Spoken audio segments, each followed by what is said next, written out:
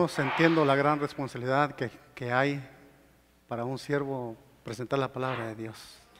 Y la enseñanza que el Señor ha puesto en mi corazón para compartir con ustedes, más de una vez se ha escuchado de este lugar y a través de muchos medios. Pero yo me preguntaba, tal vez el Señor nos trata como niños y nos habla de maneras diferentes para poder nosotros comprender y entender sus propósitos, ¿verdad? Y el tema de esta mañana tiene este título que se llama Ceguera Espiritual Farisaica. Y tal vez ya muchos ya lo han visto ahí en el boletín. Y así es de que este título tiene su contraparte en la lectura bíblica que hemos leído esta mañana. Que les invito, por favor, a ir nuevamente al libro del apóstol Juan, el capítulo 9. La palabra de Dios en el libro de Juan, capítulo 9, versículos 39 al 41. Vamos a analizar estas palabras, pues en estas palabras radica el tema de esta mañana. La palabra de Dios dice de esta manera: y dijo Jesús, para juicio he venido yo a este mundo, para que los que no ven, vean, y los que dicen que ven, sean cegados. Entonces algunos de los fariseos que estaban con él, al oír esto, le dijeron: ¿acaso somos nosotros también ciegos?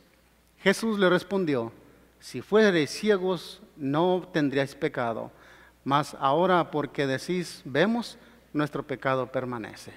Quisiera, antes de analizar estas palabras que hemos leído, quisiera llevar sus mentes al contexto por el cual el Señor mencionó estas palabras. En el capítulo 9 encontramos la historia de un personaje que nos deja una gran lección para todos nosotros. Y es mi deseo llevar sus mentes a conocer esta historia. El capítulo 9 está hablando de un hombre que era ¿qué? Ciego de nacimiento. Y al pasar Jesús, dice, y sus discípulos frente a él, dice que el Señor Jesús se le quedaba observando. Cuando el Señor observaba a este hombre, los discípulos le hicieron una pregunta. Y la pregunta que ellos le dijeron es: Señor, ¿quién pecó? ¿Este o sus padres para que él tenga este azote de ser ciego? ¿Y qué dijo el Señor Jesucristo? Dice: ni este ni sus padres pecaron, sino para que las obras de Dios ¿qué? Se manifiesten en él. Hermanos, el deseo de todas las gentes nos dice algo interesante. En la página 436 dice de esta manera: se creía generalmente entre los judíos que el pecado era castigado en esta vida. Se consideraba que cada aflicción era castigo de alguna falta cometida por el mismo que sufría o por sus padres. La verdad que todo el sufrimiento es el resultado de la transgresión de la ley de Dios, pero esta verdad había sido falseada. Satanás, el autor del pecado y de todos los resultados, había inducido a los hombres a considerar la enfermedad y la muerte como procedentes de Dios, como un castigo arbitrariamente infligido por causa del pecado. Pero por lo tanto, aquel a quien le sobrevenía una gran aflicción o calamidad debía soportar la carga adicional de ser considerado un gran pecador. ¿Y qué concepto tan equivocado que tenemos a veces los seres humanos? De cuando vemos a una persona que está pasando por algún momento difícil, luego tendemos a tomar un juicio y decir algo ha de haber hecho. Y ese es el mismo concepto que tenían los discípulos, porque había sido erradicado en ellos a través por los líderes de ese tiempo.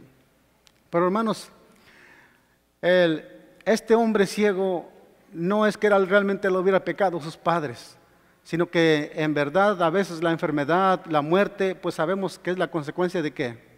Del pecado. Pero no en este caso. El Señor hace justicia sobre aquellos que hereditariamente, ya sea por genética o sea por el pecado de los antepasados, ahora sufre estas consecuencias. Pero sabemos la historia dice que el Señor Jesús le puso una cataplasma de barro en sus ojos y le dio una palabra y le dijo: ve y lávate en el estanque de Siloé. Y cuando el hombre fue y se lavó, ¿qué pasó? Recibió el milagro de la vista. No perdamos de vista la historia porque tiene un concepto muy importante para nosotros. Hermanos,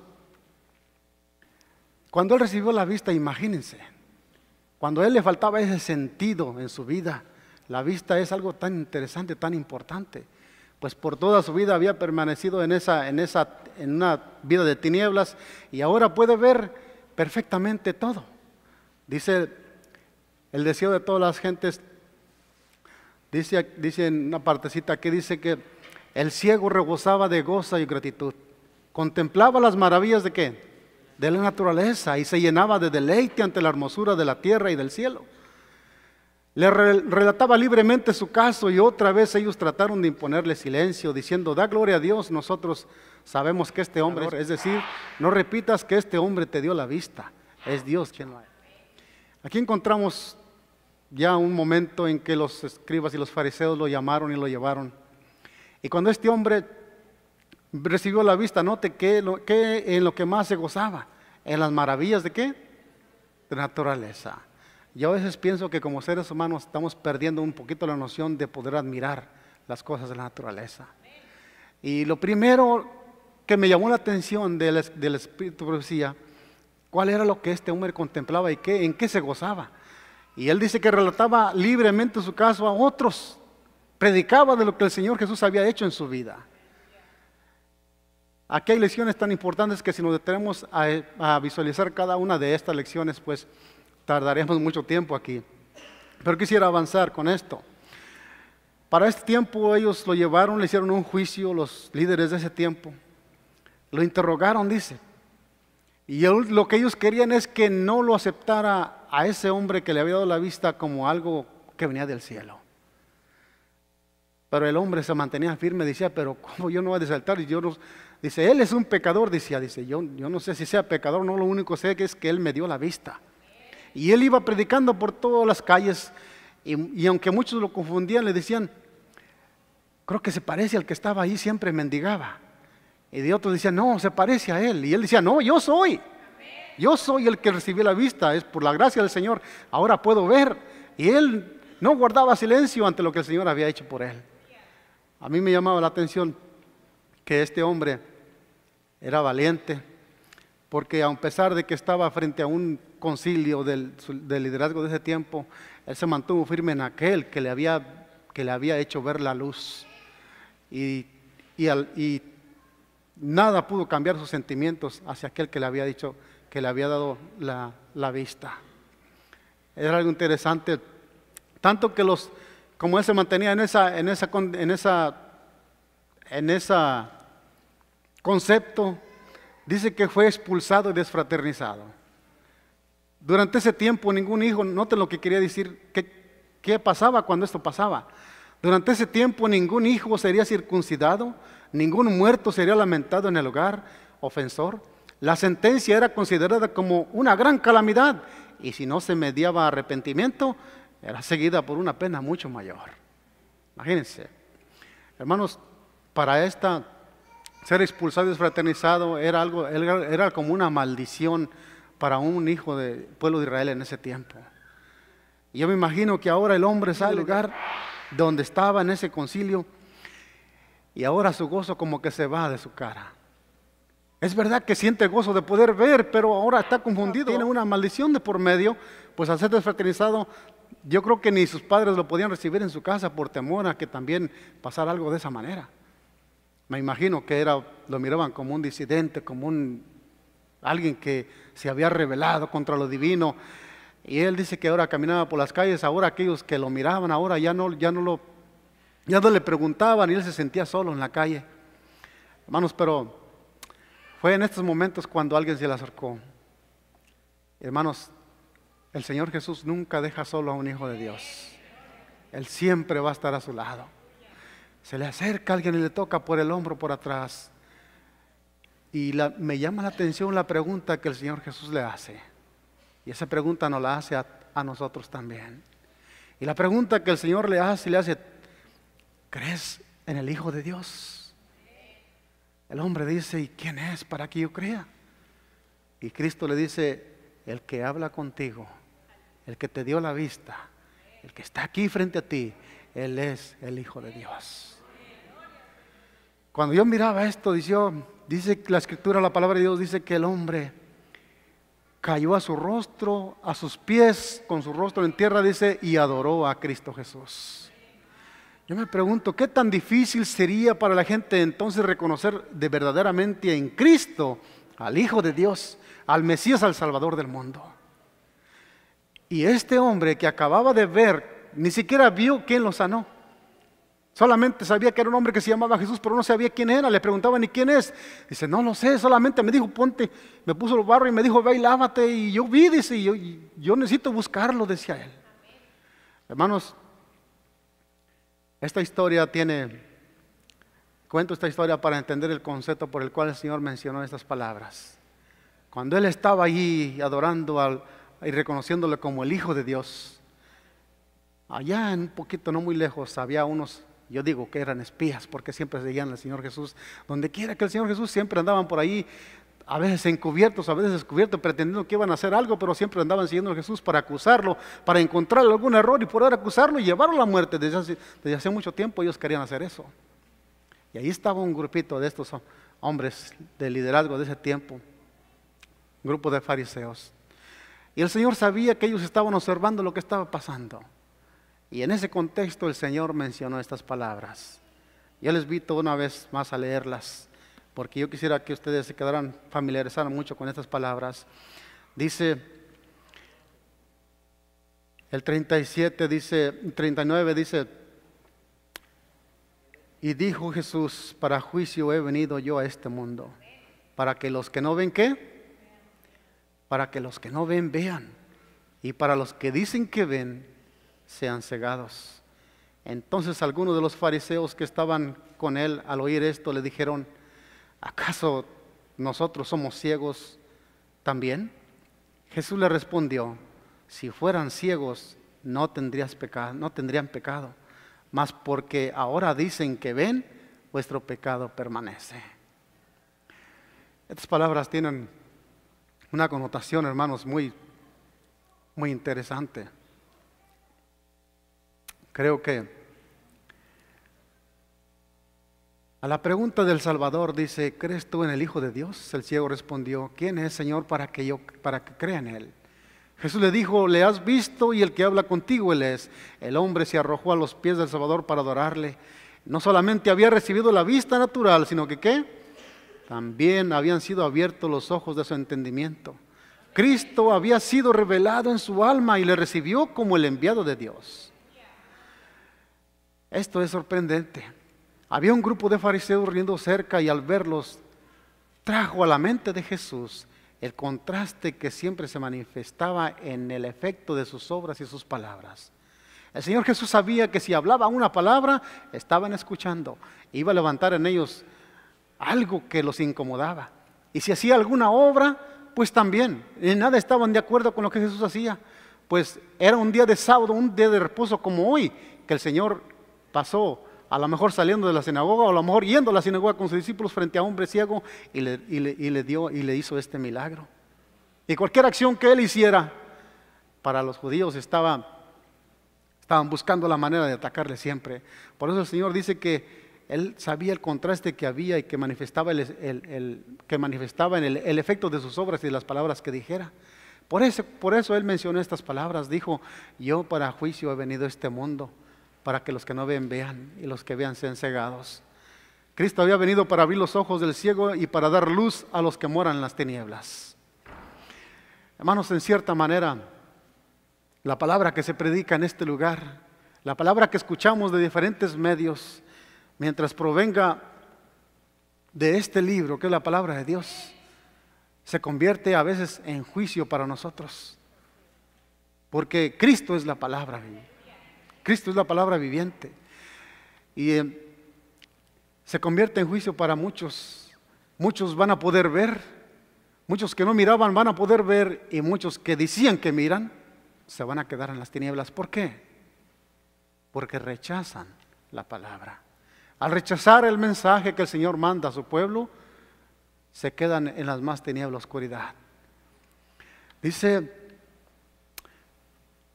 para que la palabra que se predica se convierta en juicio para muchos, para que muchos puedan ver y otros permanezcan ciegos.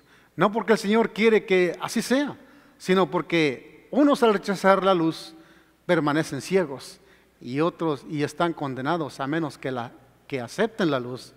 Y así va a ser siempre. La palabra de Dios siempre es para juicio. Miren, cada día que pasa nosotros formamos un carácter. En las cosas más pequeñas, en las cosas más simples nosotros formamos un carácter. Aún en esta iglesia, en los ciertos cargos o en las cosas que hay que hacer, nosotros formamos un carácter.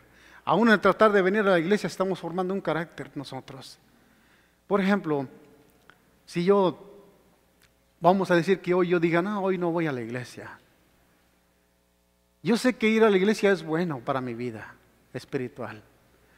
O hay un problema, una dificultad y yo digo, bueno, no, hoy no voy a la iglesia porque tengo esto. Pero si yo me muestro firme a mis principios, hermanos, y soy fiel a los principios, estoy formando un carácter que con el tiempo se va a hacer más fuerte para la siguiente ocasión. Y de esa manera, a nosotros al rechazar la luz de la verdad, si se rechaza somos condenados. Mire lo que dice Juan capítulo 3, 17. Ahí mismo en el libro del apóstol Juan capítulo 3, 17. El Señor Jesús, me llama la atención las palabras que Él menciona aquí en Juan 3, 17 al 21. Dice de esta manera: porque no envió Dios a su Hijo al mundo para condenar al mundo, sino para que el mundo, ¿qué? Sea salvo por Él. Pero hermanos, ¿de qué manera el ser humano se condena? Si Cristo vino a este mundo con un propósito para que el mundo sea salvo por Él y no para que el mundo sea condenado. Pero note lo que dice el versículo que sigue. El que cree no es condenado, pero el que no cree ya ha sido condenado porque no ha creído en el nombre del unigénito Hijo de Dios. Así que pregunto, ¿la iglesia farisaica de ese tiempo estaba siendo condenada o estaba siendo salvada? La razón es que ellos estaban siendo condenados es porque no aceptaron a Cristo Jesús como el Hijo de Dios. En una ocasión el Señor Jesús les preguntó a sus discípulos, ¿quién dice la gente que soy yo? Y bueno, el concepto que tenían aún el mismo ciego que el Señor Jesús sanó, él decía que era un buen profeta, que era un profeta del cielo y que nadie podía hacer estas cosas si no viniera de Dios. Pero cuando el Señor vino y se presentó, yo no soy un profeta, soy el Hijo de Dios, que he venido a este mundo, Él le creyó porque ahora había recibido la vista espiritual que muchos de nosotros necesitamos recibir también. Hermanos, por eso dice aquí que Cristo había venido para abrir los ojos de los ciegos y para dar luz a los que moran en tinieblas. Pero el que no cree en la luz, el que no recibe la luz, dice la palabra de Dios, ya es condenado. Y siendo que el Señor Jesús no vino a este mundo para condenar al mundo, sino para salvarlo. Dice el versículo 19, y esta es la condenación, que la luz vino al mundo y los hombres amaron ¿qué? Más las tinieblas que la luz, porque sus obras eran malas. Porque todo el que hace lo malo y aborrece la luz, no viene a la luz, para que sus obras no sean reprendidas. Mas el que practica la verdad y viene a la luz, para que sea manifiesto, sus obras son hechas en Dios. Hermanos, este versículo a mí me llama la atención porque aquí contiene una verdad tan grande. Si nosotros como seres humanos se nos habla de la luz, que Cristo es la luz del mundo, Él se dijo a sí mismo, yo soy la luz del mundo. La palabra de Dios siempre puso a Cristo como la luz del mundo. Mire lo que dice San Juan, ahí mira Juan capítulo 1, versículo 4 y 5. Capítulo 1, versículo 1, 4 y 5. El último profeta del Antiguo Testamento hace esta declaración. El apóstol Juan hace esta declaración aquí. Dice, en él estaba la vida y la vida era ¿qué? La luz de los hombres.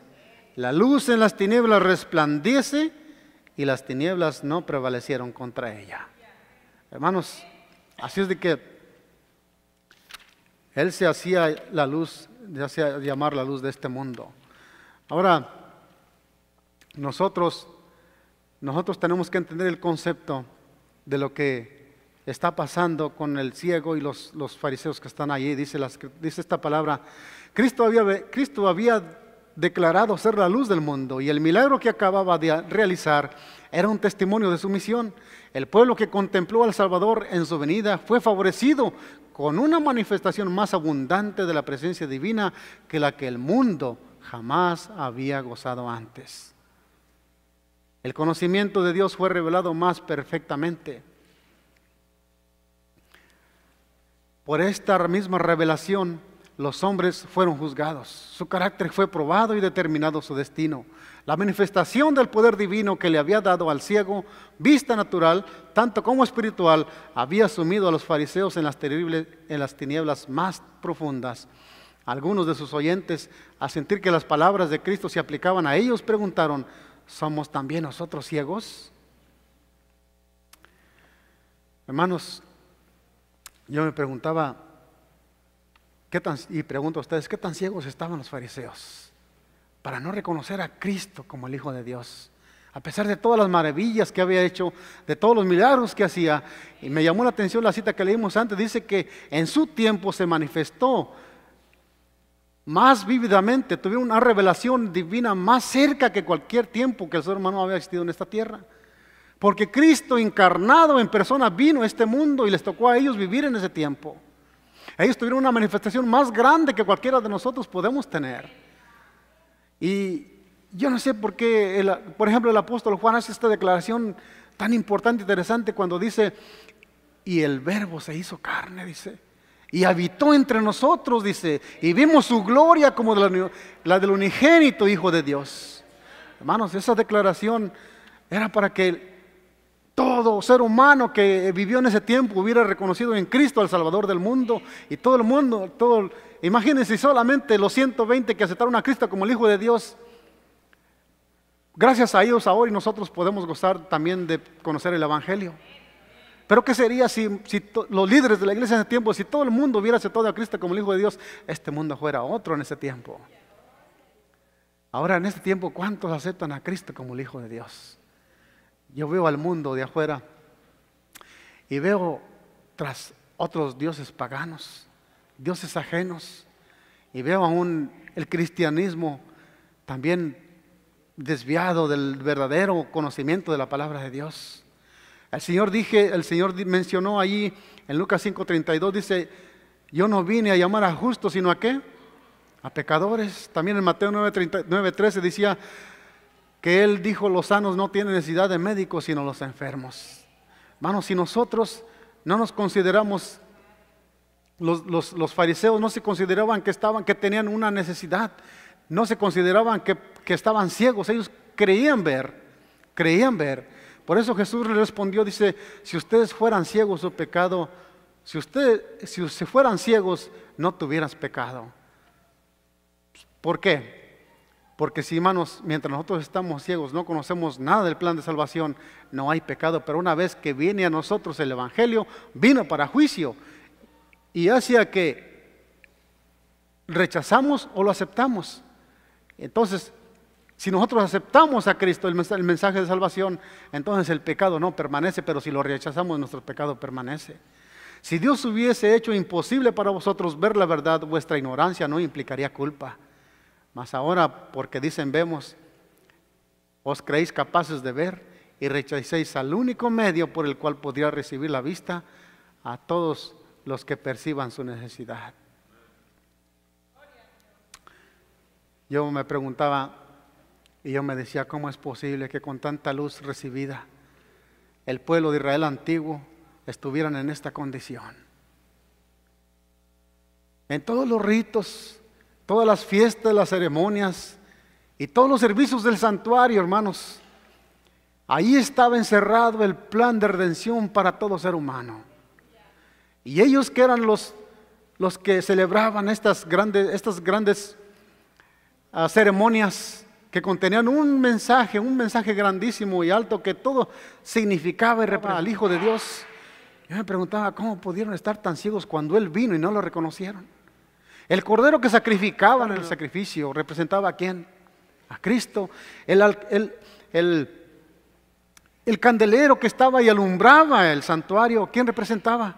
La luz de este mundo representaba a Cristo. El pan que se ponía sobre la mesa de la propiciación, ¿a qué representaba? A Cristo también. Cada acto y cada ceremonia, tanto en las fiestas como en ceremonias, todo representaba a Cristo. Y ahora que Cristo viene, ya no en símbolos, sino viene a personificar todos esos símbolos que ellos celebraban. Ahora ellos no lo conocen, no le reconocen. La Escritura dice que Juan dice, a los suyos vino y los suyos no le recibieron, no le conocieron. Me da tristeza oír esas palabras. Y yo preguntaba, ¿cómo es posible que con tanta luz del Evangelio ellos pudieran estar en esta condición de ceguedez? Por eso el tema se titulaba ceguera espiritual farisaica. Porque aún el Señor, con todos los milagros que vino a hacer, ellos no querían aceptarle. Él era la representación, en representación vino personalmente, era un símbolo de la luz, era un símbolo del pan, era un símbolo del cordero y símbolo de todas las fiestas que se hacían. Y ahora que la luz estaba literalmente entre ellos, no le conocieron. Es decir,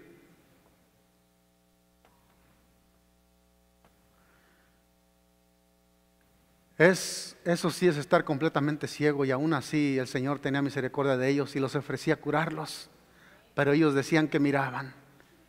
No te necesitamos, nosotros podemos ver. Y al no aceptar al Señor Jesucristo, se perdieron en las tinieblas. Si yo pasara aquí enfrente a una persona que tiene sus gafas negras y trae un bastoncito para guiarse y le hiciera que pasara aquí enfrente, y él viene aquí como buscando los escalones con su palito, y esa persona no puede ver, y yo le hago una pregunta, pues no es necesario ni que se la haga, y por las características que presenta él, yo les preguntaría a ustedes si creen que él está ciego. ¿Ustedes qué dirían? Pues sí está ciego. Pero si yo le pregunto a él, ¿está ciego? Y él me dijera, no, yo puedo ver, yo estoy bien, ¿ustedes qué dirían? No, pues yo creo que ha perdido un poco la razón. Yo creo que no, yo creo que realmente está ciego, pero no sé qué pasa con él. Y yo pregunto esta mañana, pero la pregunta de esta mañana, para el tema de esta mañana, es para nosotros.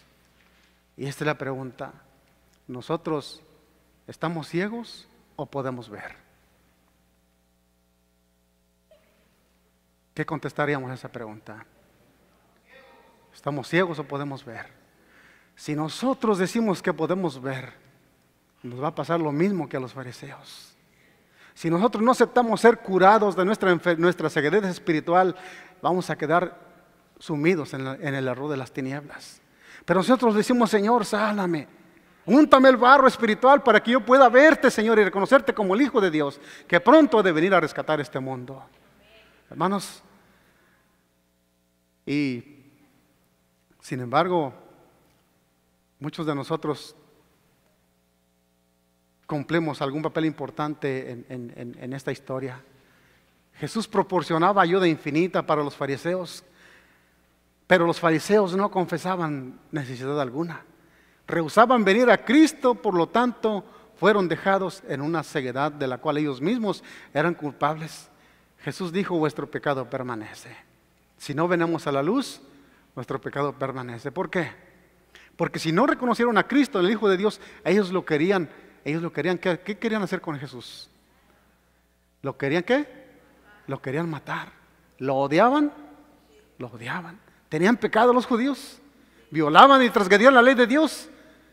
Pero nadie lo miraba, solamente Jesús sabía, porque Jesús sabía el corazón de ellos. Pretendiendo defender la verdad, en sus corazones acarreaban el egoísmo, el odio, el rencor contra Jesús, al alto nivel que hasta querían quitarle la vida. Eran unos homicidas.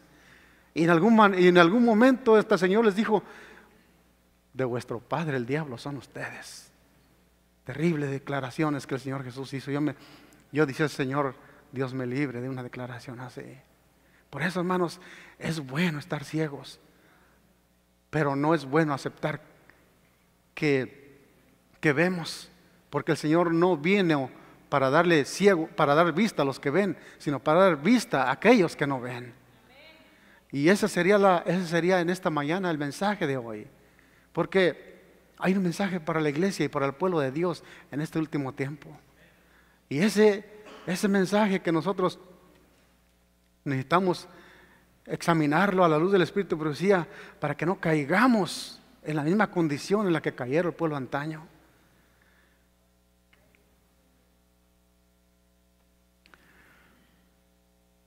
Si decimos que estamos ciegos, Él nos cura, nos sana para que veamos.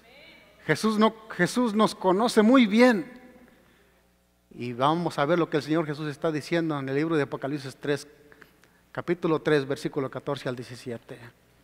Y como mencioné, hermanos, este tema se ha analizado de muchas maneras, pero el Señor tal vez hoy nos quiere también, hay algo que a lo mejor no hemos podido entender a la luz de lo que hemos visto, a la luz de ese espíritu de farisaico que había en ese tiempo. Vamos a contemplar y vamos a ver cuál es el mensaje que tiene Dios para nosotros hoy. Apocalipsis capítulo 3, 14 al 17. Dice la palabra del Señor: escribe al ángel de la iglesia en la Odisea: he aquí el amén, el testigo fiel y verdadero, el principio de la creación de Dios dice esto. ¿Para quién se le escribe este mensaje? ¿Para quién se escribe este mensaje? Para la iglesia de la Odisea. La última iglesia de las 7 iglesias en Apocalipsis, el Señor tiene un mensaje, pero no es un mensaje de reprensión. Es un mensaje de amonestación. Las mismas amonestaciones que el Señor dijera a los líderes de antaño las está diciendo hoy en este tiempo. Y el Señor sigue diciendo, dice que ¿quién es el testigo fiel y verdadero? ¿Quién es el principio de la creación? Cristo Jesús. Y dice, descríbele a la iglesia de la Odisea que yo digo esto. Y sigue diciendo, dile a la iglesia de la Odisea que yo conozco sus obras, que ni es frío. Dile a la iglesia de la Odisea que ni es frío ni es caliente. Ojalá fueses frío o caliente, mas por cuanto eres tibio y no frío ni caliente, te vomitaré de mi boca. Dile a la iglesia de la Odisea que yo sé cómo piensa, porque tú dices, yo soy rico y me he enriquecido y de ninguna cosa tengo necesidad, y no sabes que tú eres un desventurado, miserable, pobre, ciego y desnudo. Hermanos, este es el concepto que el testigo fiel tiene de su iglesia en este último tiempo. El mensaje es, ¿aceptaremos nosotros esa condición? ¿Ustedes creen que estamos ciegos, pobres, desnudos? ¿Quién lo dice? ¿Aceptamos entonces lo que Él dice, que estamos en esa condición? Pero saben que lo más triste es que el Señor menciona alguna palabra importante en este pasaje. Nos dice cómo estamos y dice que estamos en un autoengaño, porque estamos como el ciego que dice que ve y no ve. Dice que tú dices que estás rico y que no tienes necesidad de ninguna cosa, no tienes necesidad de ver, y estás desnudo, no tienes necesidad de ser vestido. Y dice también, eres un pobre miserable. Son descripciones muy duras para el pueblo de Dios, pero ¿cómo las podremos comprender nosotros esto? El asunto no es ese, el asunto que dice, hay una palabra que ustedes se fijaron bien, que una palabra que existe aquí dice, y no saben. ¿No saben? ¿No sabemos que estamos en esa condición? Y al no saber que estamos en esa condición, pues obviamente pensamos que no la tenemos. Pero si el testigo fiel es quien la dice, entonces ¿vamos a creer eso? Hermanos, vamos a analizar esta lectura. Algunos han dicho que no pueden comprender cómo puede uno reconocerse a sí mismo desgraciado, miserable, pobre, ciego y desnudo, y no saberlo. Y al mismo tiempo estar gozándose en el Señor. Me gustaría saber de qué otra manera o forma podría hacerlo.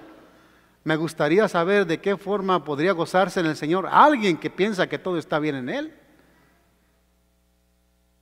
Y estamos entrando en un estudio profundo en estas palabras para nosotros comprender bien nuestra condición. Porque si no sabemos que estamos en esta condición, entonces ¿cómo nos podremos gozar en el Señor, hermanos? Por ejemplo, si el Señor viene a curarnos, viene a darnos las vestimentas que necesitamos, cuando Él nos cura y nos quita esa ceguera, ¿el ciego que curó se gozaba en el Señor porque había recibido la vista? Claro, se gozó. Pero si nosotros no somos curados, si permanecíamos ciegos, dice aquí, yo quiero que me digan, dice, ¿de qué manera, dice, puede alguien estar gozándose en el Señor mientras permanece ciego y en una condición así? Cuando piensa que todo está bien, soy incapaz de imaginarlo, pero cuando alguien reconoce ser lo que el Señor le dice que es, y entonces comprueba que el Señor es tan bondadoso, que lo toma tal cual es, y lo hace idóneo para permanecer en la presencia del Dios por toda la eternidad, entonces ciertamente tiene algo de qué gozarse. Hermanos, y es aceptando nuestra condición como el Señor nos puede curar. Si nosotros no aceptamos nuestra condición, el Señor no puede hacer nada por nosotros. Este es un mensaje un poco fuerte, pero es para que meditemos realmente este mensaje. Hermanos, el Señor no nos salva porque seamos tan bondadosos, sino porque Él lo es. Nunca lo olvides. No nos salva ni nos bendice en absoluto en la obra de Dios por lo bueno que somos, sino porque Él es bueno. Nosotros somos ¿qué? Somos malos. Y la condición de ello consiste precisamente en que nos bendiga tanto, siendo tanta nuestra impiedad. En Romanos 5:8 dice que mas Dios muestra su amor para con nosotros, en que siendo ¿qué? Aún pecadores ¿qué? Cristo murió por nosotros. No dice que éramos buenos y que porque éramos buenos Cristo murió por nosotros, ¿verdad? No. Dice que porque éramos pecadores. Hermanos, aquí es para que meditemos en tan grande amor de Dios que Él tiene para con el ser humano. Él no murió porque éramos buenos o porque éramos tan fieles y santos. Él murió porque éramos pecadores. Y llevó sobre Él el pecado de todos nosotros, como dice Isaías. Dice Isaías, ¿quién ha creído a nuestro anuncio y sobre quién se ha manifestado el brazo del Señor? Dice que el Señor Jesús fue despreciado, desechado entre los hombres, varón de dolores, experimentado en quebranto, dice, y como que escondimos de Él el rostro, fue menospreciado y no le aceptamos. Pero dice que mas Él herido fue por nuestras rebeliones, molido por nuestros pecados. El castigo de la paz que hoy nosotros gozamos fue puesto sobre Él, y por su llaga nosotros fuimos curados. Hermanos, por eso es interesante notar, dice, el gozo en todo ello consiste en que nos salva y nos hace reflejar su propia imagen, impíos como somos. Ese debe ser el motivo del gozo. Bien, en cuanto a comprender cómo sucede, no lo podemos entender, pero sabemos que es así, y eso es todo lo que interesa. Y es solo el Espíritu Santo de Dios, y es solo el Espíritu de Dios el que proporciona el colirio a fin de que puedas verlo. He aquí algo que quizá pueda no explicar, pero sí ayudar a comprender un poco mejor esa idea. En el Espíritu de Profecía, el testimonio número 31, en la página 44, dice estas palabras: ¿estáis en Cristo? No, si no os reconocéis errantes, desvalidos, condenados y pecadores. Hermanos, esto tal vez parece no entenderse, pero si nosotros estamos en Cristo, debemos reconocer estos defectos en nosotros. Y el hermano dice que esto ayuda a comprender esa idea del mensaje del testigo fiel. Eso es lo que algunos hermanos dicen no poder ver. Este es su razonamiento. No puedo ver cómo, si estoy en Cristo, haya de reconocerme desvalido, condenado y pecador. ¿Acaso si estoy en Cristo no habría de dar gracias a Dios por ser bueno? Podría yo decir, Señor, gracias porque soy bueno, Señor, gracias porque hoy te conocí, Señor, y ahora soy bueno, ahora ya no soy pecador como aquel. ¿Caería yo en el mismo espíritu que farisaico? Es más, ni siquiera puedo decir, Señor, gracias porque no soy como los fariseos. Pues saldría la misma moneda. Dice, ¿acaso si estoy en Cristo no habría de dar gracias a Dios por ser bueno, impecable, enteramente perfecto y santificado y todo eso? ¿Por qué no? Cristo lo es. Cuando estáis en Cristo, Él es perfecto, Él es justo, es santo y nunca comete un error. Y se te imputa su santidad, se te da, son mías su fidelidad y perfección, pero yo no soy eso.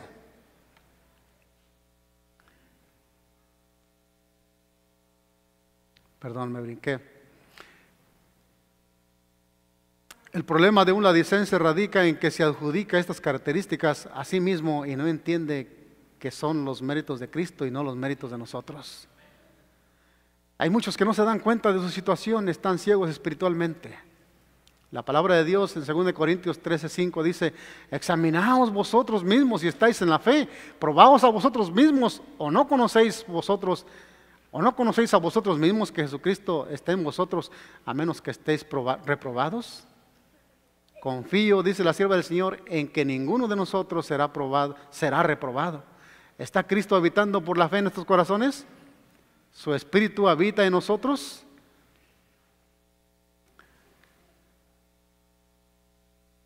Recibiréis poder, página 172, encontraba esta cita. Quizás puedas comprender un poco más claramente el pensamiento a la luz de esta escritura que se nos es tan familiar. 1 Corintios 1:30. Y les invito a que buscamos esta lectura en 1 Corintios 1:30.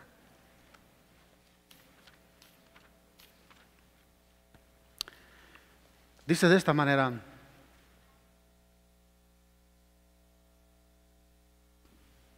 mas por Él estáis vosotros en Cristo Jesús, el cual nos ha sido hecho por Dios sabiduría, justificación, santificación y redención. ¿En quién se nos ha dado la sabiduría? ¿Quién se nos ha dado justificación? ¿Y en quién se nos ha dado santificación y redención? En Cristo. En Cristo. ¿Dónde mi sabiduría? En Cristo. ¿Y mi redención? En Cristo. Todo proviene de Él, hermanos, cuando lo comprendamos de esa manera. Oh, sí, cuando acudo a Él en busca de sabiduría y se la pido, me la concede. ¿No puedo entonces, acaso, jactarme y decir soy sabio? ¿Podría ser eso? No, pues no. En el preciso momento en que diga eso, vengo a ser un necio mucho mayor que antes. Es cuando me someto al Señor, cuando Él puede estar a mi lado y darme su sabiduría, para que me lleve y conduzca por caminos de sabiduría, de forma que pueda andar por el sendero recto. Después que Él ha hecho así, ¿podré estar orgulloso de mí mismo y decir, ahora soy sabio? ¿No os dice el propio sentido común que eso sería la mayor necesidad en la que pueda caer? Él lo hizo, Él me auxilió, me dio su sabiduría, Él fue mi sabiduría, siendo que yo no era sabio, me dio su sabiduría. Su sabiduría me guió, tomó posesión de mi mente y de mi corazón y me guardó por sendas de sabiduría, como dice su palabra. Por lo tanto, Él es mi sabiduría. Yo carezco en absoluto de ella. La suya es mi única sabiduría. ¿Lo vemos? Aceptémoslo de esa manera. Y podremos saber que es un hecho. Lo que dice la palabra del Señor en Salmo 32:8. Te haré entender y te enseñaré el camino que debes andar, sobre ti fijaré mis ojos. Me dice que Él es quien me guiará, fijando sus ojos en mí, respondo. Son sus ojos y no los míos, o no los nuestros, los que nos guían a ti y a mí. Entonces, de lo que se trata es que nos pongamos plenamente en sus manos y que le permitamos ser enteramente suyos para que Él nos guíe, que Él pueda hacerlo todo y en todo en nosotros. Por consiguiente, Él es nuestra sabiduría, Él es nuestra santificación, Él es nuestra redención y Él es mi justicia. Cuando soy desgraciado, Él es mi satisfacción. Cuando yo soy miserable, Él es mi consuelo. Y cuando soy ciego, Él es mi vista. Cuando digo que soy pobre, Él es mi riqueza. Y cuando yo no sé, Él es mi sabiduría. Y ahora, en cuanto al pensamiento, que si está bien que cuando me dice, eres un desgraciado, yo debo decir que ¿qué? Que lo soy. Cuando dice que eres pobre, yo debo decir lo soy. Cuando dice que eres ciego, digo lo soy. Y cuando dice, y no sabes, diré que sí sé. No, tampoco sé. Cuando dice, y no sabes, reconoceré, también he de reconocer que así es. Porque lo está diciendo uno que nos conoce bien. No vayáis colocando obstáculos en su camino cuando el Señor dice que soy desgraciado o miserable, pobre, ciego y desnudo, y sobre todo ello afirma que yo no sé, que es así. Confieso, Señor, realmente así es. Yo no lo sé. Ayúdame, Señor. Es cuando entonces podemos clamar por ayuda. Y esto nos lleva al texto siguiente. Si alguno se imagina que sabe algo, aún no sabe nada como debería saberlo. 1 Corintios 8:2. Todavía no lo sé. Por más tiempo que haya estado reconociendo eso, todavía no sé cuán desgraciado, miserable, pobre, ciego y desnudo soy. Y de la forma en que lo sabría es si Él me lo mostrara a mí mismo tal como soy. Tan ciertamente como recibamos este mensaje a la Odisea, de la forma en que Él lo presenta, recibiremos todo lo que comporta. Hermanos, esa es la finalidad del mensaje, que pueda hacer su obra, que Él pueda hacer su obra a su manera. Prestad atención a esto. Observemos el testimonio en volumen 1, páginas 186 y 87, que fue dado en 1859. El Señor dijo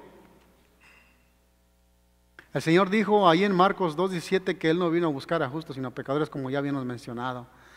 Pero dice este testimonio que vamos a leer, dice, se me mostró que el testimonio a los ladicenses se aplica al pueblo de Dios en el tiempo actual.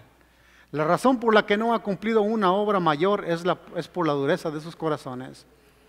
Pero Dios ha dado el mensaje apropiado para hacer su obra. El corazón debe ser purificado de pecados que por tanto tiempo han mantenido fuera a Jesús. Este impresionante mensaje hará su obra. Cuando se le presentó por primera vez, llevó a un minucioso examen del corazón. La pregunta más importante de esta mañana, hermanos, ¿aceptaremos lo que el testimonio que testigo fiel tiene de nosotros? Porque este es un testimonio para despertar. La sierva del Señor dice que este mensaje será el que ocasionará el zarandeo. Lo dice la siguiente cita. Y es lo mismo que existía en el tiempo de los fariseos contra Cristo. En este mensaje podemos ver un reflejo de ello. La sierva del Señor dice, pregunté cuál era el significado del zarandeo que yo había visto. Y se me mostró que lo motivaría el directo testimonio que exige el consejo fiel de la iglesia a la iglesia de la Odisea. ¿Tendrá este consejo efecto en el corazón de quien lo reciba? Y lo inducirá a ensalzar la norma y a expresar claramente la verdad. Algunos no soportarán este testimonio directo, sino que se levantarán contra él.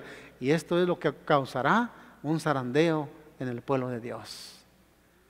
Quiera el Señor que nosotros aceptemos ese testimonio, hermanos, y que seamos parte del pueblo de Dios y no de los que seamos zarandeados. El testimonio del testigo fiel no ha sido el testimonio del testigo fiel no ha sido escuchado sino a medias. El solemne testimonio del cual depende el destino de la iglesia se tiene en poca estima. Cuando no se lo descarta por completo, este testimonio ha de mover a profundo arrepentimiento, y todos los que lo reciban sinceramente y le obedecerán y quedarán purificados. Y ese es el fin por el cual el Señor quiere hacer una obra dentro de su pueblo. Cuando Él viene por segunda vez a la nube del cielo, su pueblo debe estar purificado. Y la única manera es aceptando nuestra condición y aceptando el medicamento, la medicina que Él aconseja para nosotros, para que nosotros podamos salir de esas tinieblas. Se me ha mostrado que la mayor razón por la cual los hijos de Dios se encuentran ahora en este estado de ceguera es que no quieren recibir la corrección. Joya de los Testimonios, tomo 1, página 327 y 333. Hermanos, recuerden cómo comenzamos al principio del tema, con con el ciego que vio. ¿Cuál fue su actitud después que vio él? Cayó a los pies de Cristo y le adoró. Le reconoció como el Hijo de Dios, y esa debería ser, hermanos, nuestra actitud a hoy. Con corazón arrepentido, pidámosle perdón al Señor. Digámosle: Señor, yo no sabía que estaba así, perdóname, pues tú me quieres restaurar, tú me quieres dar esas vestimentas que yo necesito, tú me quieres dar ese colirio para que yo vea, tú me quieres hacer rico realmente. Yo pensaba que era rico y era pobre, y era un desgraciado y pobre y miserable, pero tú quieres darme las riquezas de tu reino. Mira, eso es lo que dice. Terminamos ya con este versículo que se encontraba en Corintios, escuchando el consejo que el testigo fiel tiene para nosotros en el capítulo 3 de Apocalipsis, versículo 18. Dice de esta manera: por tanto, dice el Señor, dice: yo te aconsejo que de mí compres oro afinado, refinado en fuego, para que seas rico, y vestiduras blancas para vestirte, y que no se descubra la vergüenza de tu desnudez, y unge tus ojos con colirio para que veas.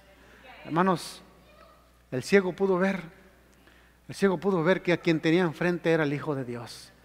Los fariseos que decían que miraban, nunca lo pudieron ver, y aún hasta el día de hoy ellos siguen esperando al Mesías. Que Dios nos ayude a ver con los ojos de la fe, que podamos ser curados de esa enfermedad espiritual, para que podamos ser limpiados, podamos ser sanados, podamos ser justificados a través de ese manto que representa la justicia de Cristo. Que Dios nos bendiga, hermanos.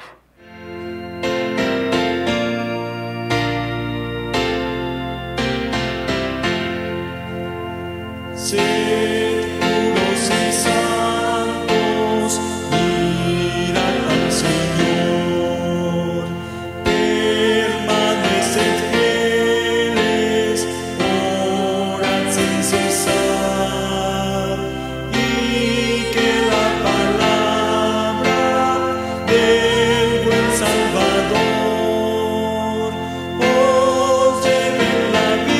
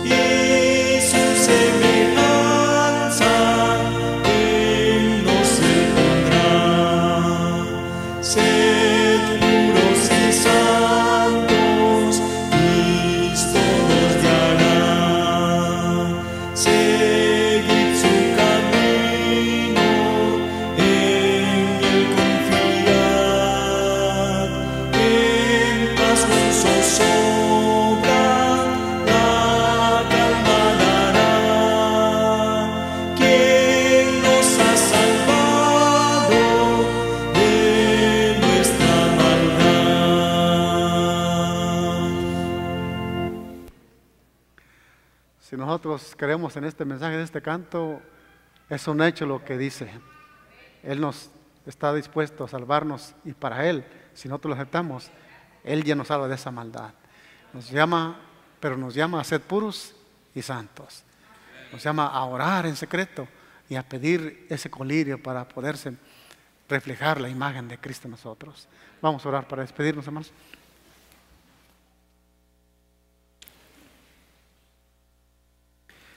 Padre nuestro que está en los cielos, Señor, le agradecemos en esta mañana por la amonestación que nos ha dado a través de su palabra, Señor, y de sus siervos que han dejado para nosotros una manera de ver las cosas de una manera más palpable, pues estamos tan ciegos que a veces no alcanzamos a comprenderlas ni a verlas. Ayúdenos, Señor, ayúdenos a tener un espíritu como aquel que realmente siente que tiene un problema, una necesidad, una dificultad o una enfermedad. Estamos enfermos de esa ceguera, y al no saberlo, pues actuamos como si nada pasara, Señor. siendo que vivimos en los últimos momentos de la historia de este mundo, cuando usted está por venir, y tal vez muchos estamos en esta condición. Cúbrenos, Señor, como curó a aquel ciego de nacimiento. Denos la vista espiritual para que podamos ver. Gracias por todo y bendiga a cada hermano aquí presente, a cada visita. Llévenos con bien a nuestros hogares. Ya, Señor, también le pedimos y le agradecemos no solamente por este alimento espiritual de su palabra, pero también le pedimos una bendición para el alimento físico que se ha preparado. Le suplicamos su bendición sobre ellos y que puedan ser para nuestro bien. Y le pedimos también, Señor, que pueda ser limpio por su santo poder para que podamos nosotros poner en práctica lo que usted nos ha enseñado. Bendiga a los hermanos las manos que lo han preparado y que podamos compartirlo en amor junto con usted, sabiendo que usted está en nuestro medio. Todo esto lo agradecemos y lo pedimos en el nombre de Jesús. Amén.